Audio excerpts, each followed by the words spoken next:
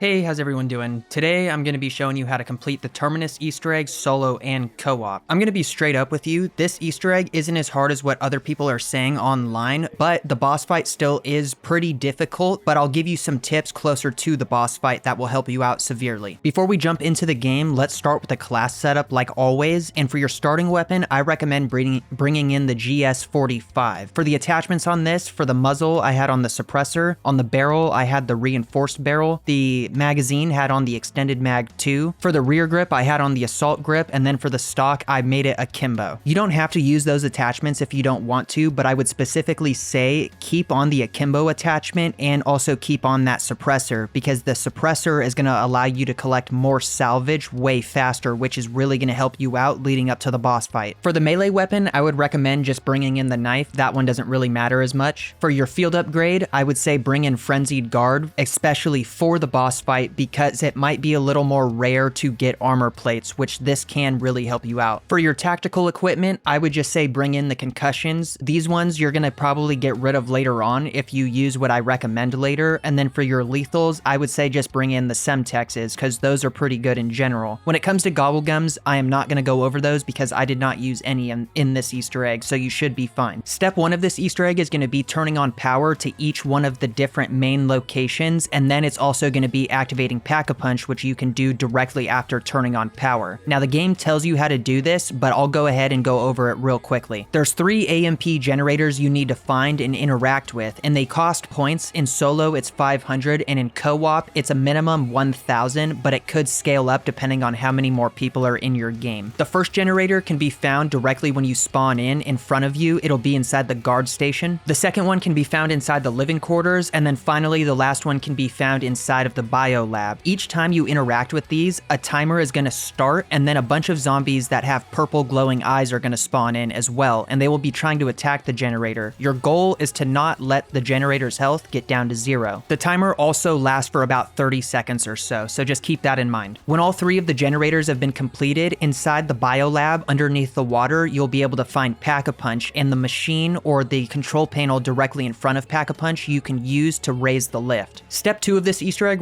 requires you to build the new wonder weapon, the Beamsmasher, and to start on this, you first need to get dead wire on your pistol. Next, you're going to need to shoot 5 electrical boxes in a specific order with your dead wire weapon. Now, before I tell you where these locations are, I do want to point out the fact that the lift can travel between the bio lab and the ground floor of this map randomly. So if the lift is currently on the ground floor, then call it back down to the bio lab. These first 3 electrical boxes are going to be right next to each other. So take the lift starting from the bio lab and raise it up. If you look directly behind you, there's going to be this room with windows in it, and on the right side, the first electrical box is going to be through this window. Now, immediately to your right, you're going to see another electrical box on the wall right here, and then if you do turn again, you're going to see the next electrical box on the wall of the house. The 4th electrical box is going to be found inside the living quarters, and it'll be above that AMP generator from earlier, and then the final one is going to be on that same wall just outside. As soon as you shoot that last one, the doors right next to that electrical box will swing open. As soon as you enter that room, you're going to notice a zombie pinned underneath this cabinet, and you're just going to want to kill it, and it's going to drop the EMF fob. Go ahead and pick that up. From there, go ahead and make your way into the C tower, and at the back right corner, there's going to be a hand holding a briefcase on this table. Go ahead and open it up and then pick up the device inside. As soon as you do that, a bunch of the vermin spider things are going to start spawning. Just go ahead and kill those as well. Take that device you just picked up all the way back to the secret lab and then place it down on top of this machine right here. As soon as you do that, you now need to go find 3 computers hidden around the map, and you need to turn them on. The first one can be found inside the storage area. It'll be outside just sitting on these crates right here. The second one can be found at the top of the docks just sitting on these crates right here next to the stairs. And the final one can be found in communications outside just sitting on top of these crates right here. As soon as you've interacted with all 3 of those computers, make your way back into the secret lab and then interact with this machine right here. As soon as you do, there's going to be 3 sticky notes that appear on it, and then it's going to make you input a code. To find this code, you have to solve a couple complex math equations, but I don't know how to do math that great, at least. I don't know, I graduated high school, but that's besides the point. The point is, they're pretty fucking hard. So instead of doing them, Treyarch has offered you a way to get the codes for 5,000 points. All you have to do is go bribe Peck in the guard station, and he will give you the code on on this computer screen right here. Everyone's code is going to be different in every single game that you play, and yours is definitely going to be different from mine. As soon as you get the code, go back and input it into that machine. As soon as you've done that, end whatever round you're on, and then at the start of the next round, you'll be able to pick up that device you placed on the machine earlier, and you'll get a coordinate for an island you can go to, which you'll have to go there in a second. But you don't really have to pay attention to whatever's on the screen because the order of the islands does not change at all. So after you've done all that, come down to the docks and buy a boat. As soon as you get in the boat, basically make a direct U-turn going left and go all the way back behind the sea tower and come to this larger island that's right behind it. It's hard to miss because as soon as you get close enough, you'll see a blue ball. Go up to the blue ball and then place down the resonator that you picked up off the machine a second ago. As soon as you do that, the ball is going to send out shocks of electricity towards zombies every so often, and one specific zombie will start glowing blue. That blue zombie you need to kill and it will drop a smaller blue ball of electricity. You need to pick up that ball of electricity and then just run through the bigger blue orb and then it will take it away from you. But when you pick up the ball of electricity, you won't be able to use that hand, so whatever gun is there will not be usable, but you can still shoot to protect yourself with your other hand. You're going to do this a couple times, putting that little ball of electricity within the bigger blue orb, but as soon as it's done, that ball is going to fly off and you need to watch where it's going so that way you could follow it here in a second. But as soon as it does fly off, you do need to pick up that resonator off the floor again. Get back in the boat and then follow the path that the ball took, and eventually you're going to make your way to this island right here. You're going to notice that orb again, but this time it's going to be green, and then once again you're going to need to place down the resonator underneath the ball, and then you're going to have to do the exact same thing with the orbs until it flies off again. And when it does fly off again, you're going to need to pick up that resonator and watch where it goes. It's going to make its way to this island right here, and once it gets there, it's going to be glowing purple now. Again, place that resonator underneath the bigger purple orb, and then it's going to send out shocks of electricity towards specific targeted zombies that it wants to. You need to kill those zombies if they're glowing purple, and then it will drop a smaller purple ball of electricity. Pick up that ball of electricity and run it through the bigger orb, and then after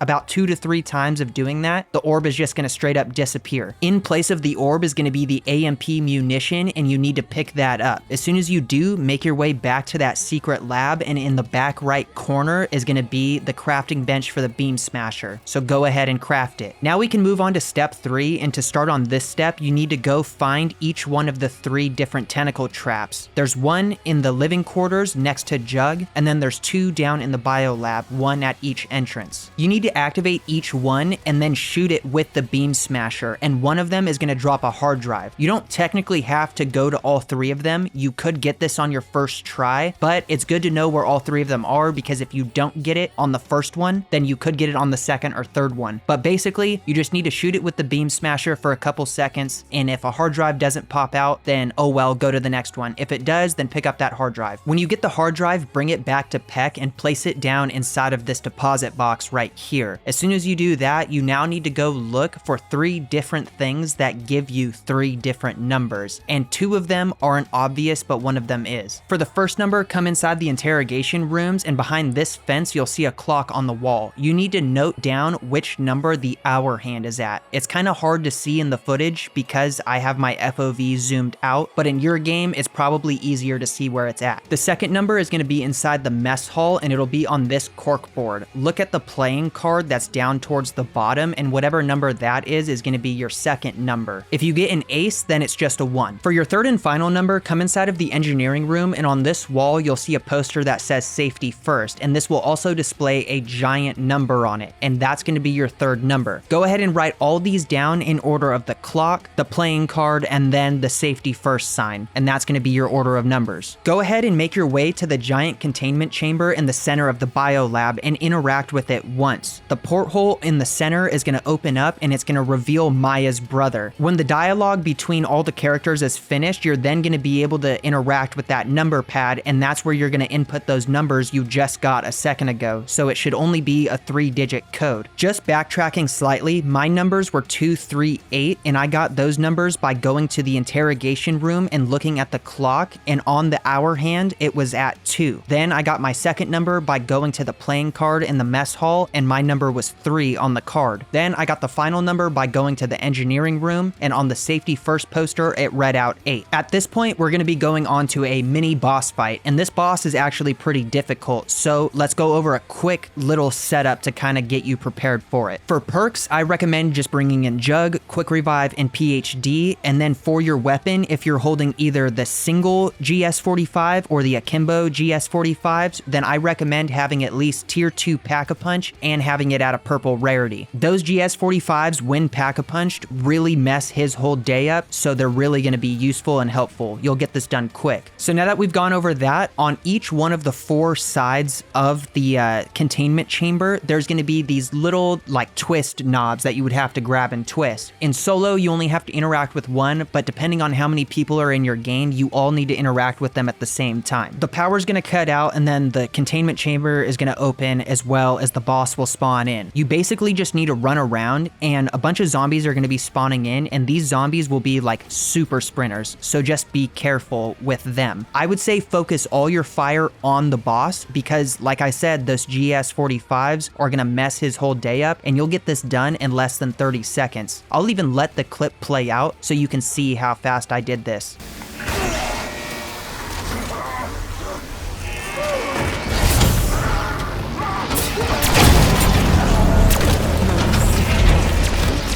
I'm so sorry, Maya.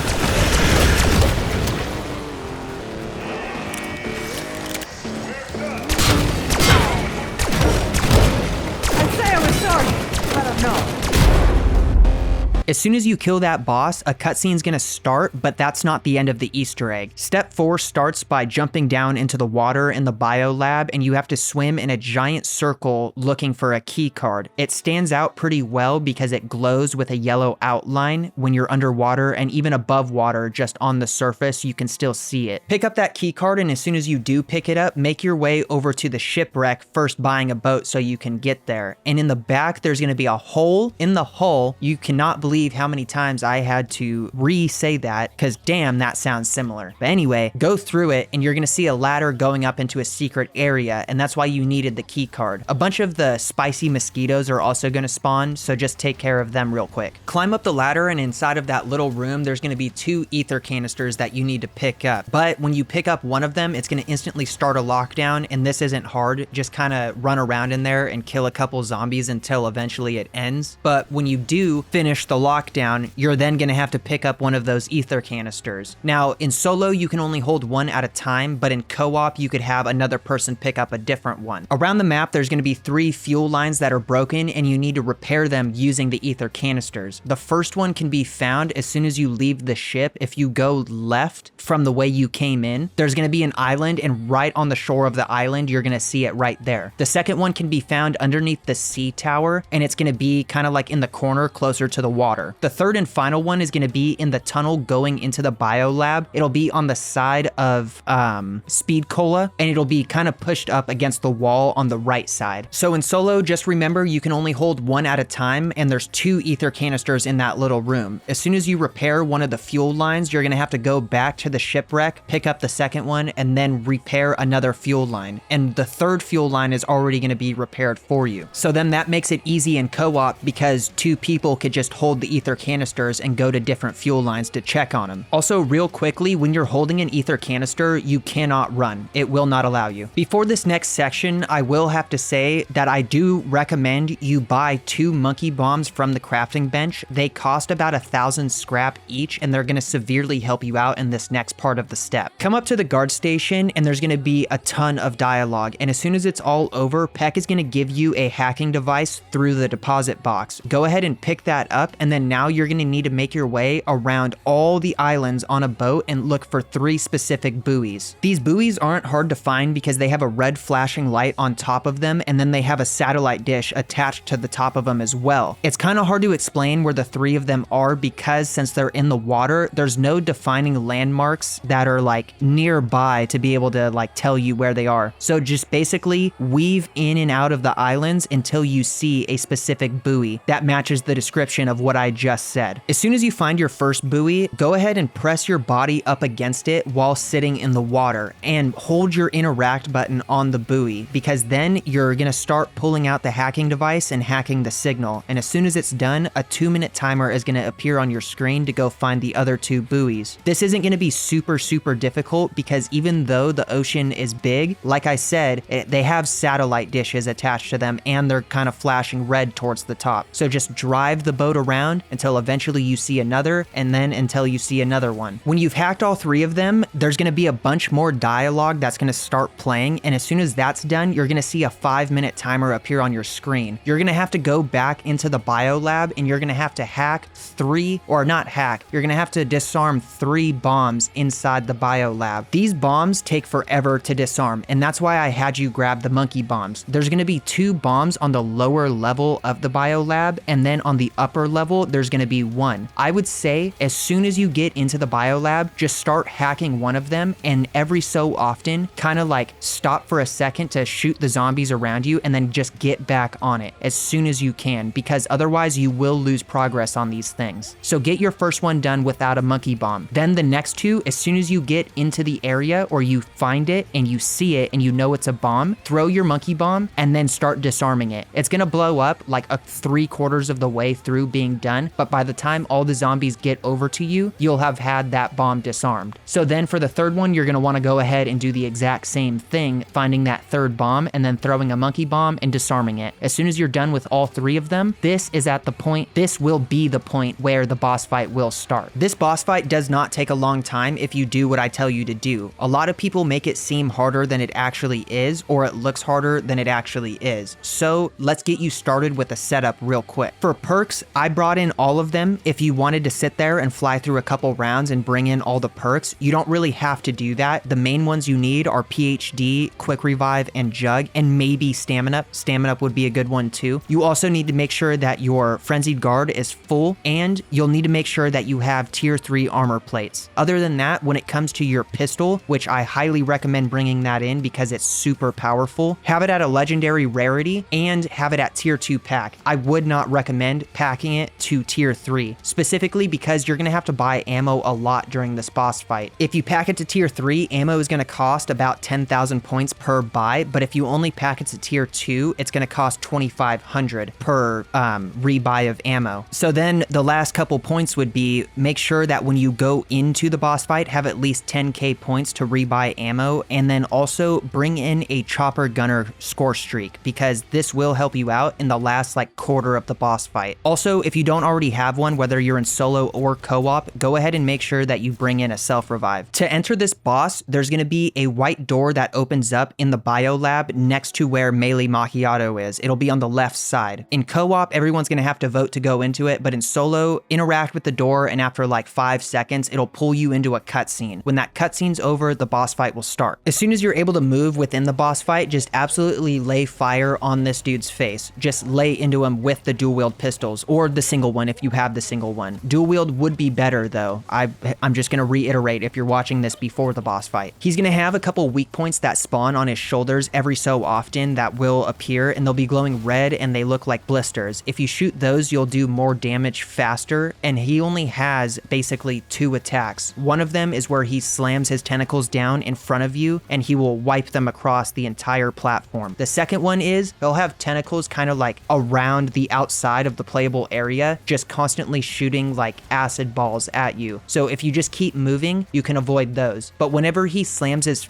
tentacles down, he's gonna throw them up in the air and then come down with a loud crash, and it's gonna shake your screen and everything. As soon as you see his tentacles kind of fly up in the air, you're gonna want to go to either side of the platform and hide behind these 2 giant crates on either side, because he will not be able to damage you there. After a while and you've done enough damage to him, he's gonna disappear and go under the water. At this point, I would recommend you just kind of train the zombies in a long square on the catwalks around the outside edge. You'll see what I'm saying. You'll see it right now. But just kind of train the zombies around there, because he's not going to appear for a little bit of time and zombies are just going to continuously spawn. I wouldn't say kill them because you'll waste ammo, and they really aren't as bad as they seem. Also, I kind of forgot to mention, each time he slams his arms down, if there's zombies in the middle area and you're safe behind the crates, or behind the giant metal objects, he will take the zombies out for you. You don't even have to worry about them. So when he does disappear and you start running around the catwalks, his tentacles are going to come up out of the water, and you'll see they have a bunch of yellow blisters. If you shoot those, it'll make the tentacles go away, and it'll do a slight amount of damage to him, but not really a whole lot. So I would say ignore those two, because this is more so a timed event of just zombies spawning. When he does come back up from the water though, he's going to look like red and cracked, and he's going to be drifting across the water based on where you are. So if you're at the back of the catwalk, the very back one, he's going to show up in the back there. If you're on the right side, he'll be on the right, so on and so forth. I would say when he does come back, kind of stick in the same area on the main platform and just lay into him again, lay into his face, do everything you can to deal damage to this guy. And this time his weak point is going to be the center of his mouth. So if you want to shoot there too, you'll do the most amount of damage there. Also, during this point in time, there's going to be a bunch of manglers that spawn in, and so I would say those are the only things that you should really care about other than the main boss. Just kind of take those out so that way you can get rid of them. After a certain amount of time and you've dealt enough damage to him, he's going to be immune if you keep shooting him, and then he'll disappear again. At this point, it's going to be another 60-second timer of just endless zombies spawning and coming at you, but this time the amalgams will start spawning in too. So as far as I know, it could be more when you're in co-op. I have not done this boss fight in co-op. I've only done it in solo. As far as I know, in solo, there's only one, but there could be more in co-op, so just be aware of that. Again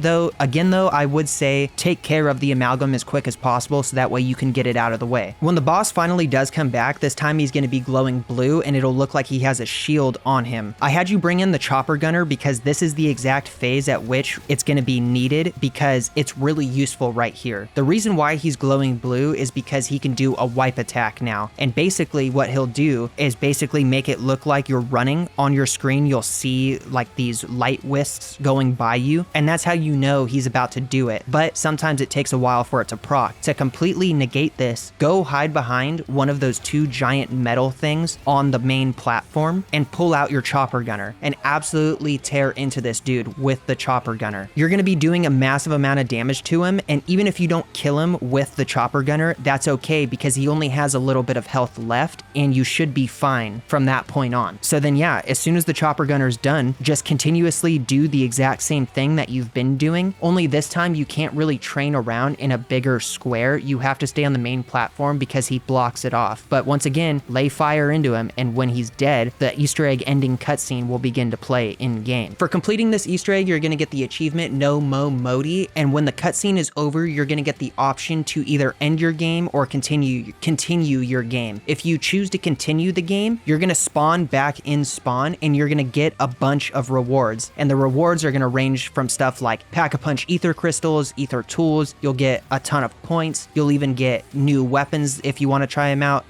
wonder weapons even. You'll just get a bunch of really cool stuff that you can use to continue on your match. But that's going to be it for this Easter egg guide. I had a lot of fun making it. It took me a long time to actually make it because I was having issues with the game continuously crashing. I had to do this Easter egg like 6 times before I finally got the winning footage and was able to do it. But if you guys liked the video, let me know down in the comments. Leave a random emoji. I love seeing from you guys, as always. I apologize that it was kind of a longer guide compared to others on the platform. It's just that I wanted to make sure you guys had every single detail and necessary tool at your disposal so you can come back and rewatch if you needed to and make sure that you're doing things correctly. If I missed anything, also let me know, or if you feel like my Easter egg guides have too much detail in them and I can simplify them, also let me know down in the comments and I will work on that. I'll do my best. But anyway, I hope you all have a great rest of your day. Bye.